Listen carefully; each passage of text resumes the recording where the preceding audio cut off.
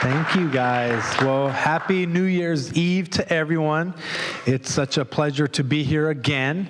And before I begin, I need to do an activity with you, so I need you all to play along. You were giving a bulletin as you walked in. Would you grab that bulletin? On the back of it, it says notes.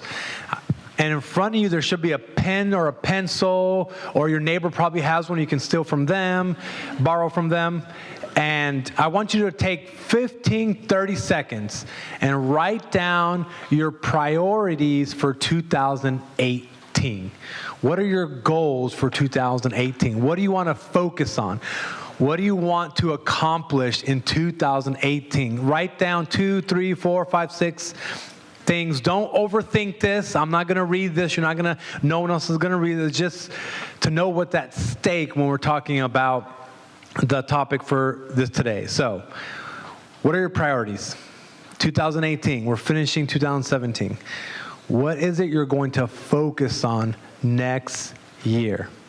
5, 4, 3. Okay, we're done. Hold on to that. Put that away. We're going to come back to that. I just want you to do that exercise. We'll come back to that, I promise, so don't get too mad. I'm going to teach you a phrase to start with, and it's a phrase that has become a very important phrase in my family. We say it several times throughout the day. I say it to them. They say it to me, and it's a phrase you need to get used to saying if you're going to kind of apply the truth we're going to talk about. It's an important phrase. Here's what it is. Ready? Our family is different. Say it with me. Our family is different. Because at the end of this message, you're going to probably be arguing or fighting or mad at what we talk about, maybe. And you're, especially the ones with children, teenagers, they're going to be like, but why? You're going to say, because our family's different. How come? Because our family's different. Well, no one else? Well, our family's different. So just hold on to that phrase. It's a very important phrase. So today is half a sermon, half confession and musings. And basically, here's what I want to get across to us this morning as we move into next year. I like, my son is 10 years old now. He just walked out of here. Great. But he's there. He's 10 years old. And here's what I've realized as I've tried to deepen our relationship. And it's something we all know. It's all intuitive. This is common sense. We all know this, but it's one thing to know it. It's another thing to live it out. And here's what we know. Relationships never go deep without unhurried time. I'm going to say that again, and we're going to say it a bunch of times today. Relationships never go deep without unhurried time. And basically, that's trying to convey this idea that presence matters. That if I want a deeper relationship with someone, I can't microwave it. I can't zoom through it. I can't fast forward through a deep relationship. That depth is fostered in unhurried time. Every relationship works that way. Relationship with your pets work that way. Relationship with your kids work that way. Relationship with your spouses work that way. And your most important relationship, that relationship with God, works the same way. If you want a deeper relationship with God, it's fostered or cultivated over unhurried time. So one of the things we have developed as a family is one of the places we go for unhurried time where I get to talk and kind of find out what's going on in my son's life is we go to Six Flags. And Six Flags is a theme park to have in Texas. And it's a great place to go because you have to drive there. You can talk on the drive. You have to wait in line. You can talk while you're waiting in line. It's just a great place to have that unhurried time, right? And actually, when I was dating Elise, and I wanted to check out my future in-laws, see if I agree with them, if I like them, do I want to accept them for a long-term relationship? I took Tim and Jackie to Six Flags, and that's where I kind of evaluated them. They passed, and everything went well. And So we went to Six Flags. So we've been doing that. When Elijah was shorter, it was easier because he couldn't go on the crazy roller coasters, and I can keep up with him. I can just follow along. He goes on these small ones. It's been great. As he's gotten taller, it's been becoming more challenging for me to keep up with him. I want to keep up with him. I want to go on everything he goes on, and now he can go on every ride, and he wants to go on every ride. So before I go, in order to keep up, I have to medicate myself. So I'll take Bonine or Dramamine, the non-drowsy kind, and and more than the medication, I need to mentally prepare myself because I don't really enjoy these anymore like I used to, and now it's more of a chore. I feel aches afterwards. I feel like my back is out of alignment afterwards. It's not an enjoyable experience, but I'm going to try to keep up with him. This summer, I met my match, kept up, went bad, and I got sick on something, emptied myself, and from now on, I just know that's not going to work moving forward. We need to rethink, have a plan B, because the logic of just trying to keep up and go with the flow is going to be detrimental to my health. And that logic in general is the logic we use and oftentimes to our own detriment, right? So if you've ever been pulled over by a police officer and you told the police officer, well, I was just going with the flow of traffic, usually that doesn't work and you get the ticket anyways, because that logic doesn't work for speeding, right? And I think in this area that we're going to be talking about, this topic, it's the same thing. That logic of just going with the flow doesn't work. If we just go with the flow and go with the flow of traffic, of this culture and of this world, we're going to live very hurried lives. We're going to live very busy lives. And we're going to go from one thing to another. We're going to live overcommitted lives, and we're going to live a life with no margin, no breathing room, a marginless life. And if we do that, if we just go with the flow, we're going to miss out on a depth of relationship with God and miss out on depth of relationship with the people closest to us, the people we love.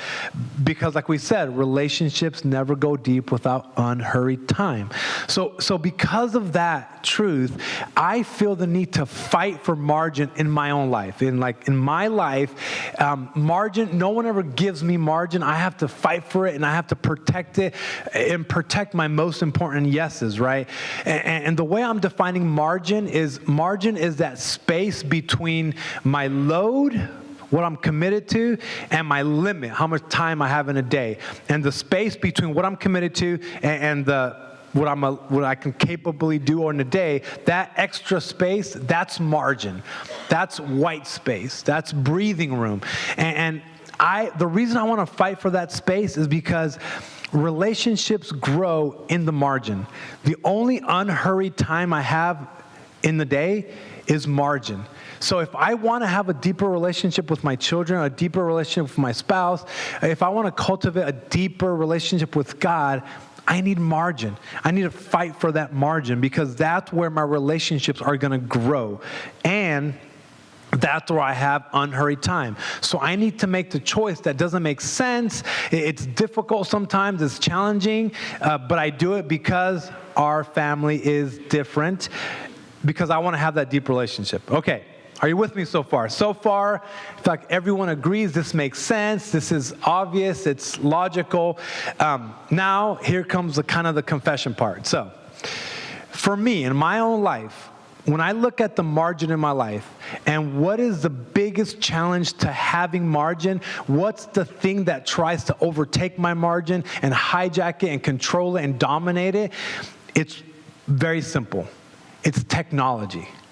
Technology always is like my biggest battle because technology wants to take my margin. That being said, let me just give you this so you know me. I love technology.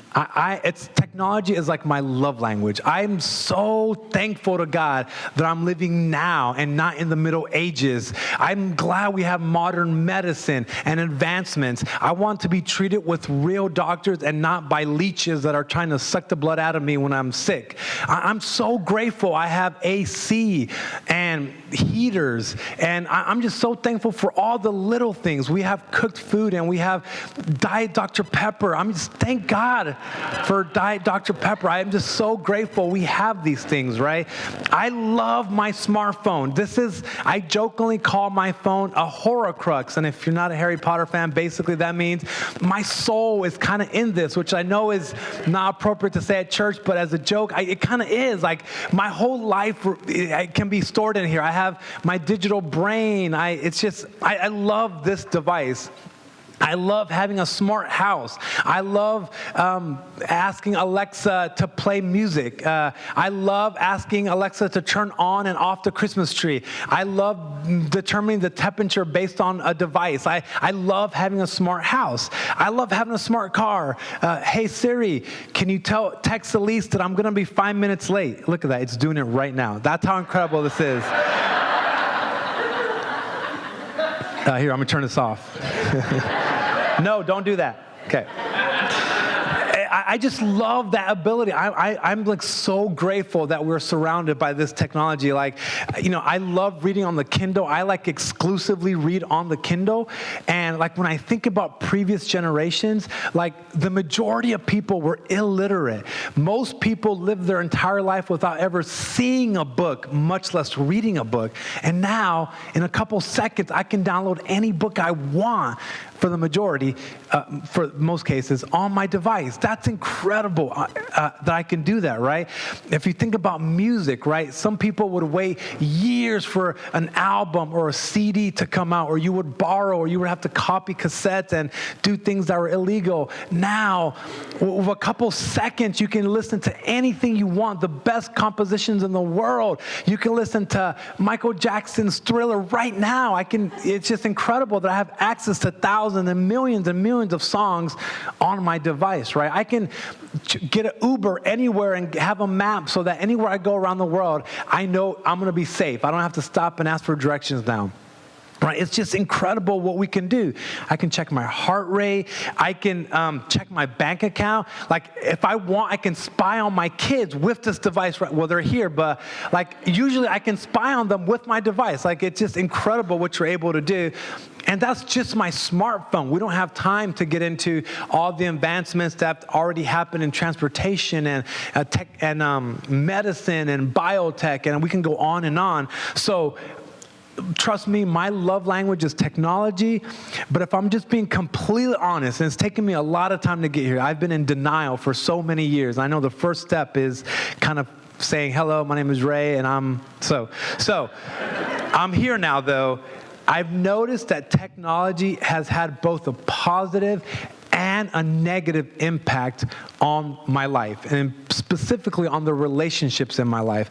And I think most of us would agree that technology is kind of a mixed bag. It has positive and it has negative. But in my own life, here's what I've come to realize. Technology has staged a hostile takeover of my life, of my home, and of my relationships, right? So here's my confession. My confession is that I'm addicted to my phone. It used to be a convenience. It used to be I'm stuck in line, so now it's great. I can see the score. I can watch a game. I can access data and information. Now it seems like it's a compulsion. It seems like I have to check, even if I don't have anything to check, I want to check.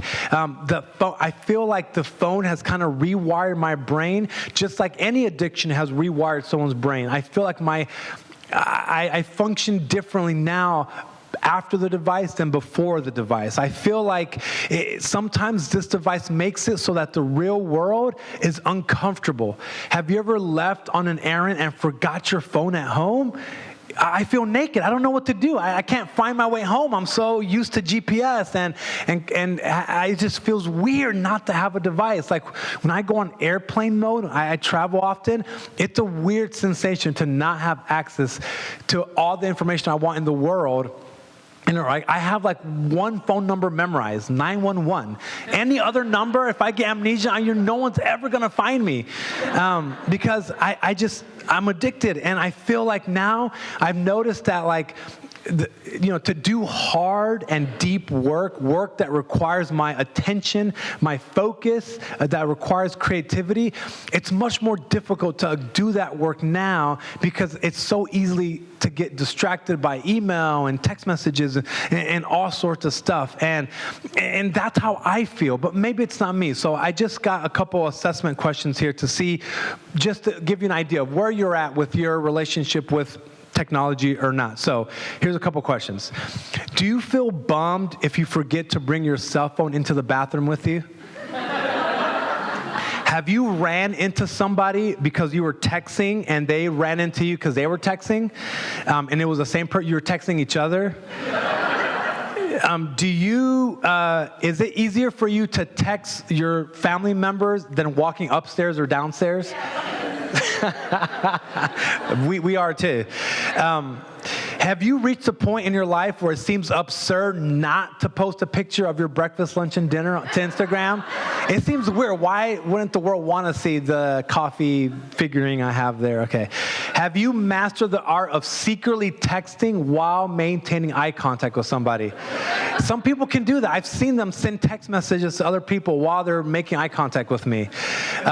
Do you have a phobia of using the phone as an actual phone? Like, you can call people with this thing as well. Do you think everything has a touch screen? Are you like, my daughter walks up to TVs and starts like going like this? And are you checking your phone right now?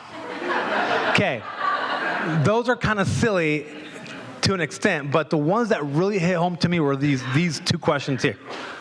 They're the ones that I took this evaluation. I was in denial, and here's what I kind of made me question myself. Do you check your phone first thing in the morning and the last thing at night? And I do. The first thing I do is I check my email, my text, my updates. I want to know what's happening, and I miss out on the most important person in my life. Elise is right there. Or God, I can pray, I can connect with him and read the Bible, but I just get so distracted. And then the other one was, do your friends and spouse complain about how much time you spend on your phone? And they do. They complain about it. And I say, listen, I can multitask. I can do this and listen to you. Trust me, quiz me. But it's not the same, right? It's just not the same. So what I realize is that technology, it's trying to help. It's trying to make me forget how real relationships work. Relationships never go deep without unhurried time.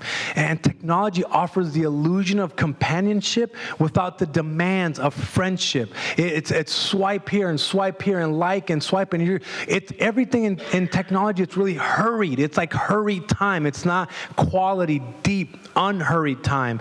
And I can believe the illusion that just because I'm digitally connected with so many people, that's just as good as being physically present and engaged in a face-to-face conversation. But really, it's in face-to-face conversations where I learn what it's like to be human, where I learn to listen and I develop empathy, and I know what it's like to talk with people who disagree with me and think differently than me. I learn what it's like to hear people and understand people and learn from people. But remember, relationships never go deep without unhurried time. So, look at your priorities again. Pull them out one more second. Here's my guess, is that your priorities are probably pretty similar to all of our priorities. You probably have something there regarding faith and your walk with God and wanting to pray more, or have better faith or deeper faith or something like that. You probably have something there of relationships. I want to have a stronger relationship with my kids or my spouse or my friends or this person, or I want to redeem or restore this relationship. You probably have something with relationship. And then you probably have something with your work there, like you have a project you want to complete, a quota you want to meet, or something like that. So as you look at that list of your priorities, of your goals, in your life, what's the thing that's going to squeeze out these important priorities? What's the thing that's going to distract you from accomplishing these goals? It might not be technology. It might be something else. It could be sports. It could be a relationship. It could be something. I'm not sure what it is in your life that's squeezing out these priorities. But in my life, and I think in a lot of our lives, the number one culprit is technology. So what does the Bible say? What does God have to say about technology? And surprisingly enough, the Bible has absolutely nothing to say about technology. The word iPhone is not in the Bible. It's not there. So, but the Bible does talk about wisdom and being wise. So I want to show us two passages in the Bible, one in the Old Testament and one in the New Testament. And it's going to talk about being wise and living against the grain. Because remember, our family... That's right, okay. Proverbs 27:12. Proverbs 27:12. Here's what King Solomon, the wisest person on the planet, wrote. He wrote, "The prudent see danger and take refuge, but the simple keep going and pay the penalty." Read that again. The prudent or the wise person, they see danger. They see danger long before it's arrived. And when they see that danger, they take refuge. They do something about it. They're proactive. But the simple person, the foolish person, they see that same danger and they ignore it. They keep on going. And because of that, they pay the penalty. They suffer the consequences. And how does that relate to this here, to technology and to anything that might try to hijack our margin? Is that I see the danger of allowing anything to dominate and control my life, any addiction. And in my case, it's technology. I see the danger of allowing anything to invade my margin and make it so that I don't have any unhurried time. One of the questions that really got to me was, this was the 10-year anniversary of the iPhone. It's been in existence for 10 years, and my son's 10 years old. So the question I asked myself is, has Elijah been competing for my attention with a screen for 10 years? Has there been times where Elijah wants to talk with me and connect with me, wants to tell me something, but instead he can't because I'm on doing something on this device? I don't know. I think it's dangerous to kind of do that, to ignore the important relationships in my life. So because of that, I need to take refuge. I need to do something about it. I know that I have tried for many years to have my quiet time in the morning read the Bible on the Bible app, because it's great. It's so many versions. It's right there. It's easily to access it. But I also see the danger that I'm constantly interrupted, that it's so tempting to see, okay, the game was over at midnight. I was asleep. What's the score now? It's like, what? I can't believe they lost. How'd they lose? And before I know it, I never even prayed. I was just reading about how they threw interceptions and our offensive line is not whatever. It's a danger to get distracted, and I miss out on the depth that I was created for. I miss out on the relationship I was meant for God. So I think that's a danger. How am I going to respond going forward? And then in the New Testament, it says in Ephesians chapter 5, verses 15, 16, and 17, it's Paul, and he's talking about wisdom or how we should live. And he's already talked about a bunch of different things about how we can kind of theological truth of who we are, who God is, and then he gets into the practical. And this is kind of his beginning of that part. Here's what he says. So be careful how you live. Live carefully, intentionally. Pay attention to how you're living. Don't live like fools, but like those who are wise. Like, don't be simple, be prudent. Verse 16, make the most of every opportunity in these evil days. Don't act thoughtlessly, but understand what the Lord wants you to do. Understand what God's will is for your life. It's Paul's way of saying, don't follow the crowd. Don't just go with the flow. Don't just do what everyone is doing. Remember, our family's different. So what is a wise thing to do? If I see danger in any area, not just in technology, but in anything, how can I take refuge? How can I live as a wise person? And in the Bible, wisdom is not just knowing what's right. Wisdom is doing what's right. It's applying the truth. So, and then Paul says there, understand what the Lord wants you to do. So what is God's will for your life? And here's what I can say without a shadow of a doubt. God has a plan for your life in 2018. And you know what's a part of that plan? Is growing your relationship with him. God wants you to grow your faith. He wants you to trust him more. He wants to deal with whatever's plaguing you. He wants to work in your life, and that's only going to happen with unhurried time. You know what else God wants for you this year? He wants to deepen your relationships with the people closest to you, to your spouse, to your kids, to your extended family, to the people in your life, and that only happens in unhurried time. Unhurried time. So what does that look like? What does an unhurried life look like? And like I told you, I don't know. I'm just trying to figure this out as I go. I'm in the middle of it. So I want to go over some principles that we've started kind of doing as a family. We're like 3 months into this journey. Some of them have been awesome. Some of them have been a disaster. But whatever, as you're listening to these, maybe you pick one of them that you're going to try, or two of them, or you say, I'm going all in. But this is something you might want to consider as you move into 2018. Remember, I'm just in the middle of the process myself. So here's number one.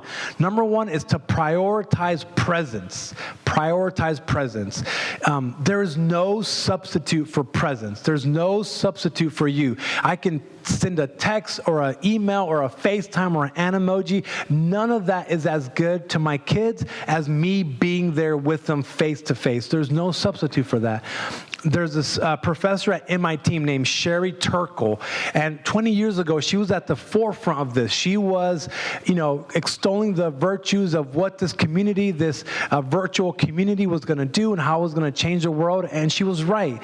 But now she's looking at some of the dangers like we are, and basically she said that we've allowed technology to take us places we don't want to go. She wrote a book called Reclaiming Conversation, and in that book, her main thesis is that our presence matters.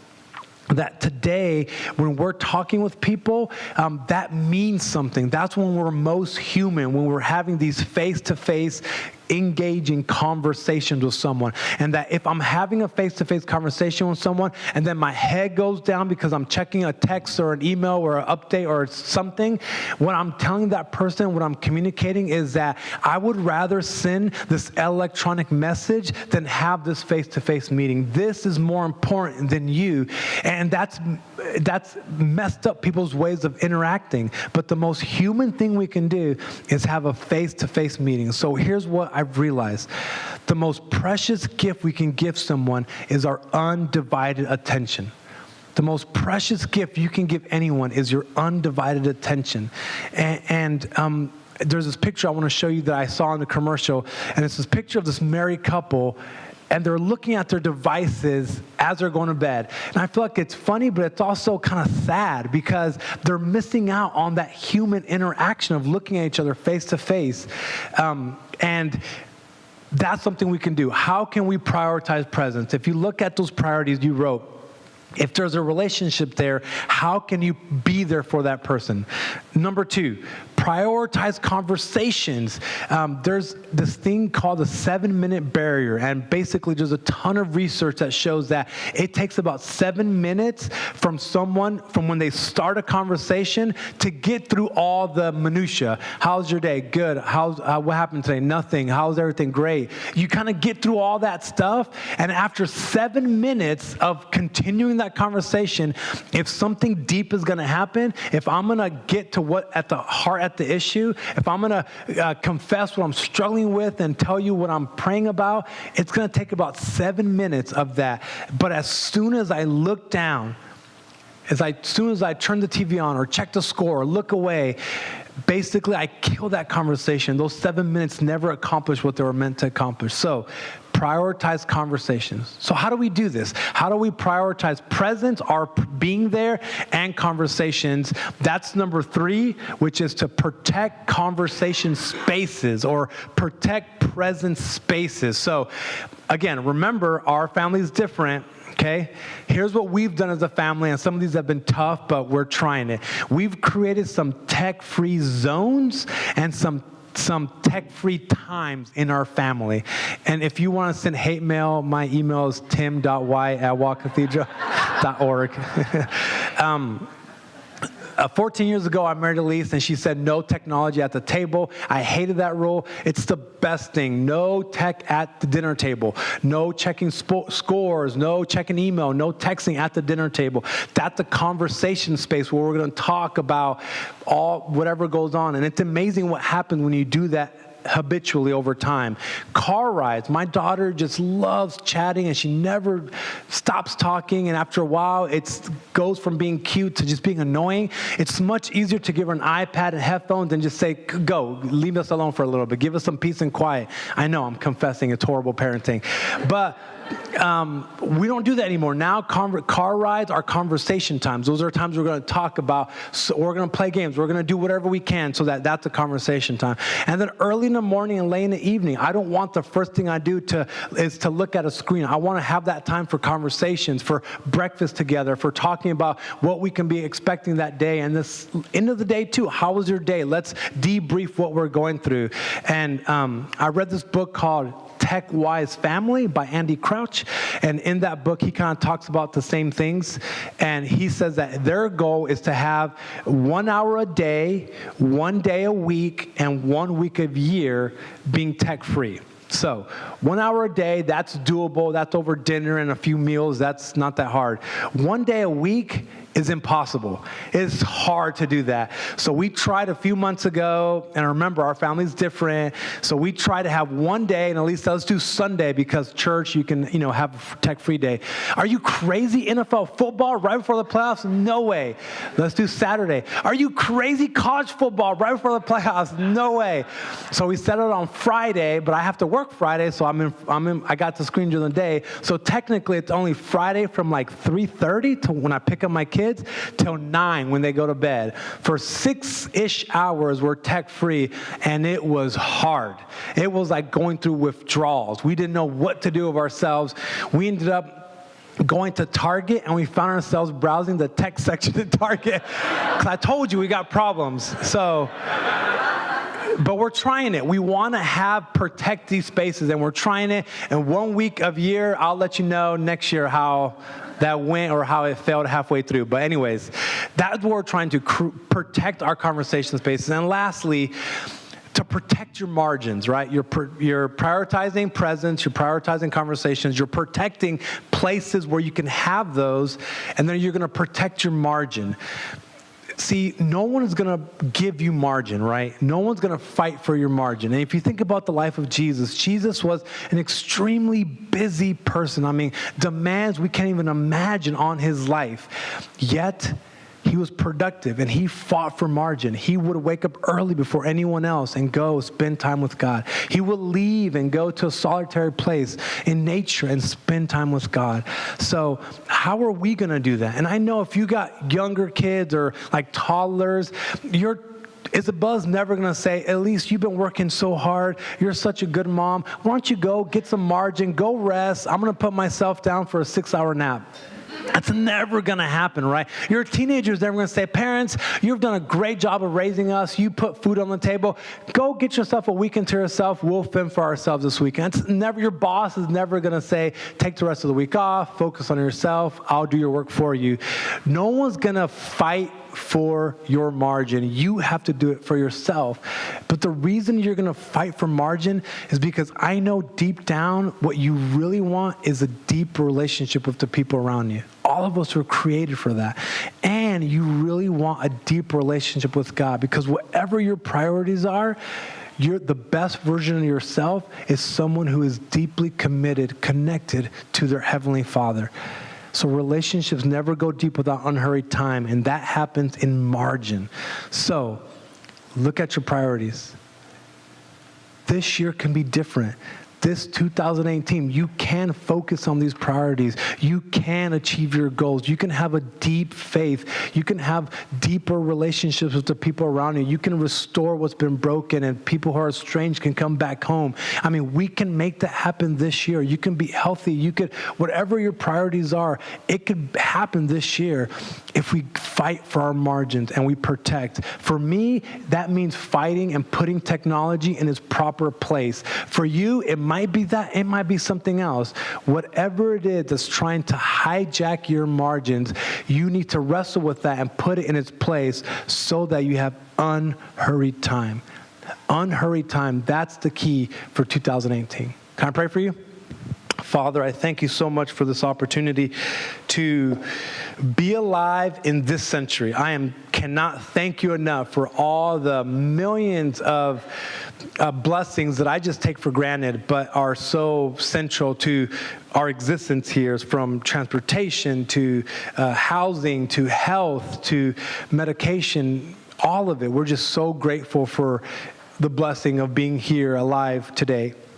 At the same time, we're aware, like anything, too much of a good thing can be a bad thing. And if we allow anything, if we don't moderate it or control it or put it in its proper place, anything can take over our lives. So as we move to 2018, what we are praying for is for margin, for space, for breathing room in our lives.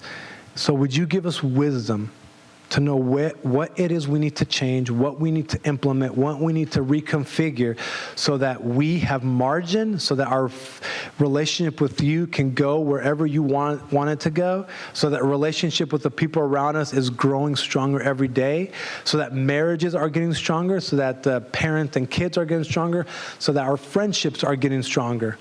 So give us wisdom to know what that looks like. And if it's technology, give us the courage to make the tough choices, because our family is different. But no matter what it is, give us whatever it is we need to do so that we can focus on these priorities we have, we can accomplish the goals we have for 2018, because we have unhurried time. Thank you so much for this great year, and we look forward to spending this next year with you as well, Jesus. In your name we pray, amen.